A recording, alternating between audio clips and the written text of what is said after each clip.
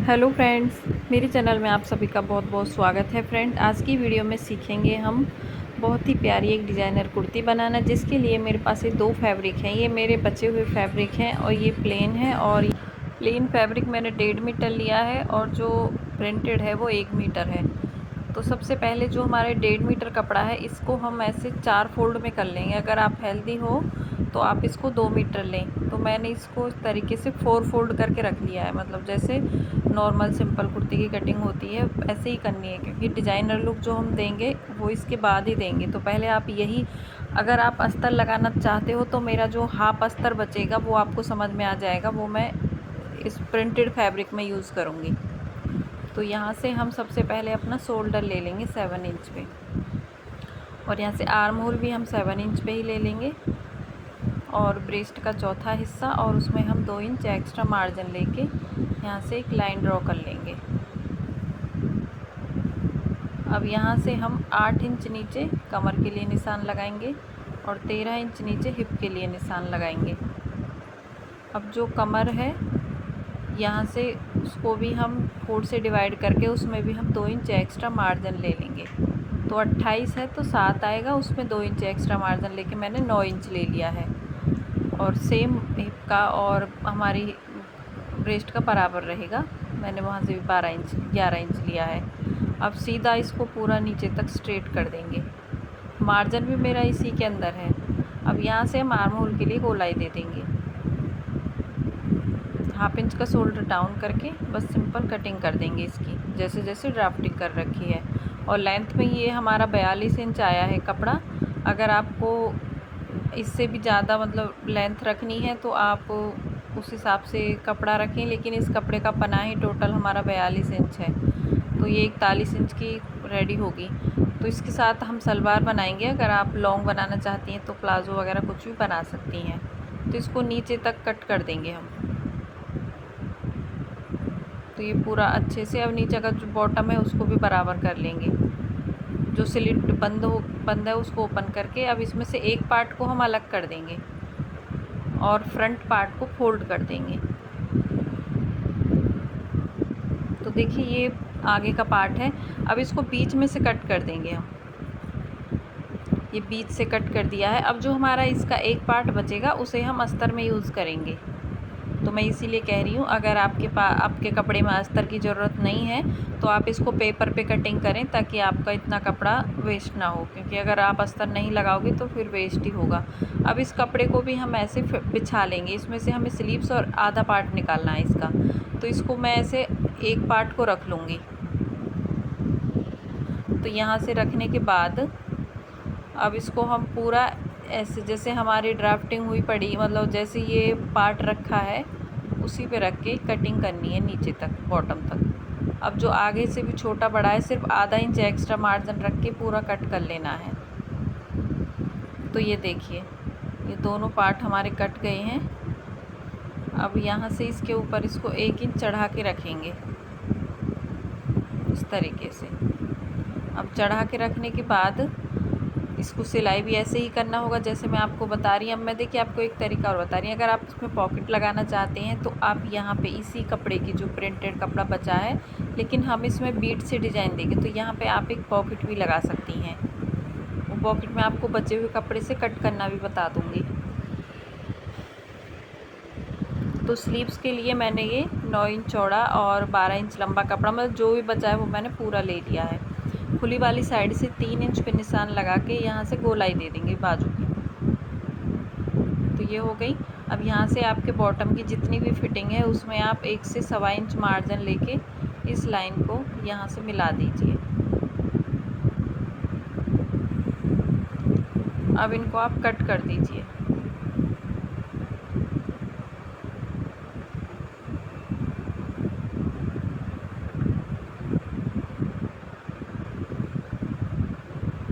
अब यहाँ से हमारे पास ये 2 बाजू आ गई हैं।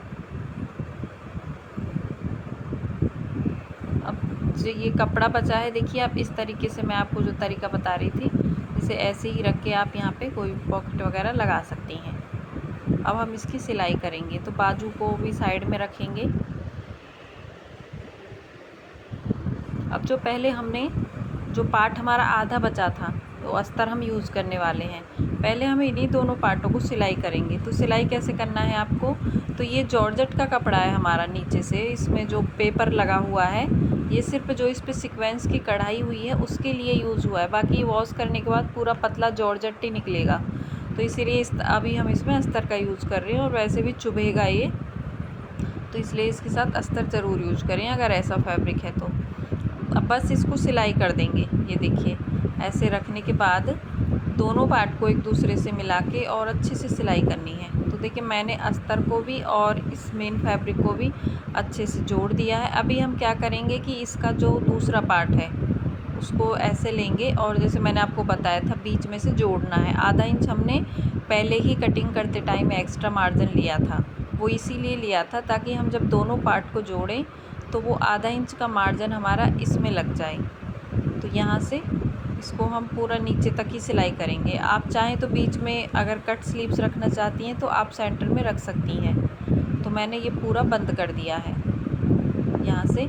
अब मैं क्या करूँगी, एक सिलाई इसके ऊपर टॉप मतलब जो टॉप स्टिच होती है वो हम लगाएंगे इसके ऊपर।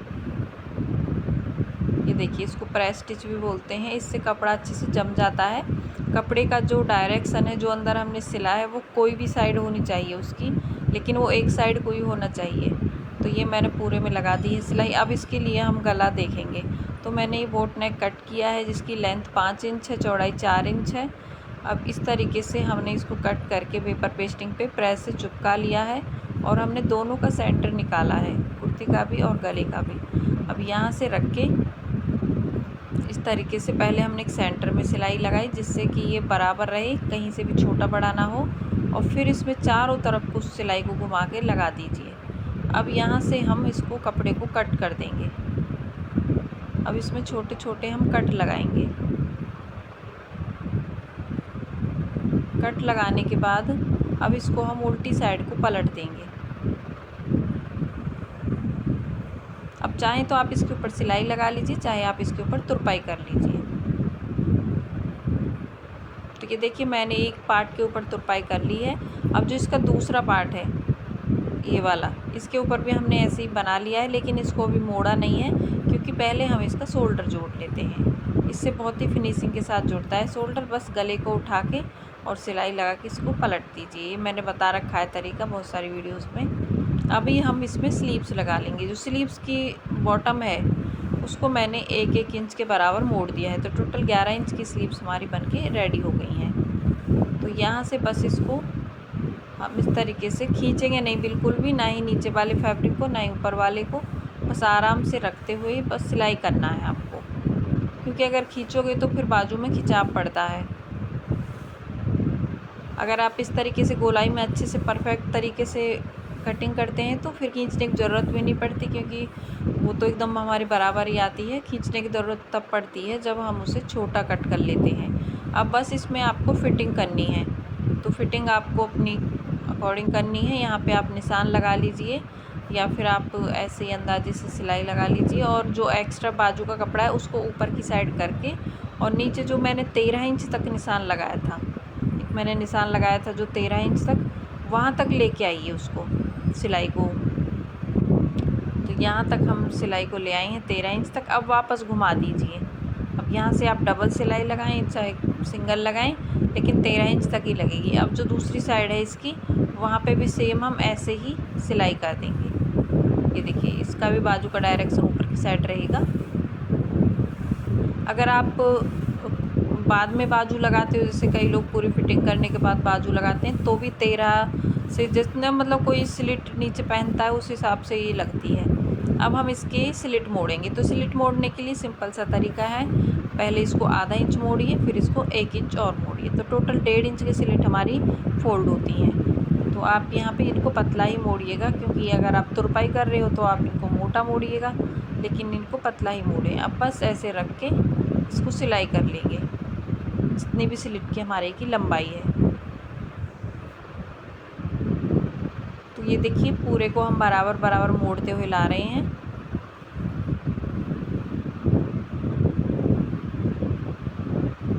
और चारों स्लिट को ऐसे ही नाप नाप के हमें फोल्ड करना है।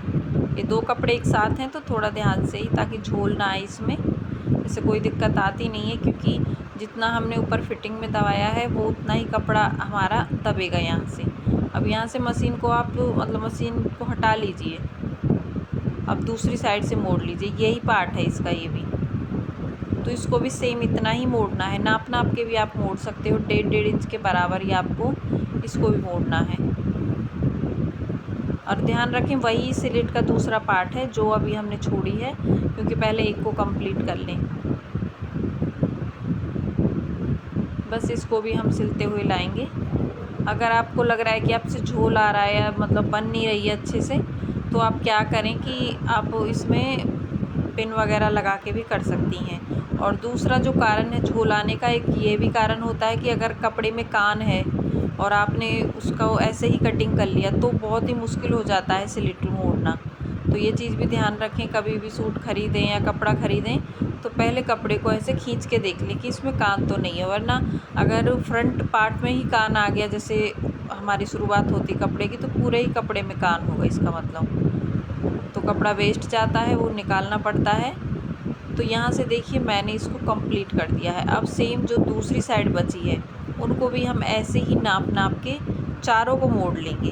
तो यहाँ से देखिए बन के ये रेडी है कुर्ती। हमने इसमें बीड्स लगाई हैं स्लिट के ऊपर और हाफ गले के ऊपर। बैक में मैंने ये जो कपड़ा बचा था बॉर्डर, मैंने वो लगा दिया है 3 इंच का, बैक में भी और फ्रंट में भी। ये मैंने सलवार के मतलब की बनाई है। तो ये देखिए मैंने हाफ गले में मोती लगाई, क्योंकि ये हाफ में तो ऑलरेडी है ही, ये अच्छा वाला कपड़ा है मतलब, तो बन के रेडी है। अगर आपको अच्छी लगे तो आपके पास है ऐसा कोई फैब्रिक तो ज़रूर ट्राई कीजिएगा।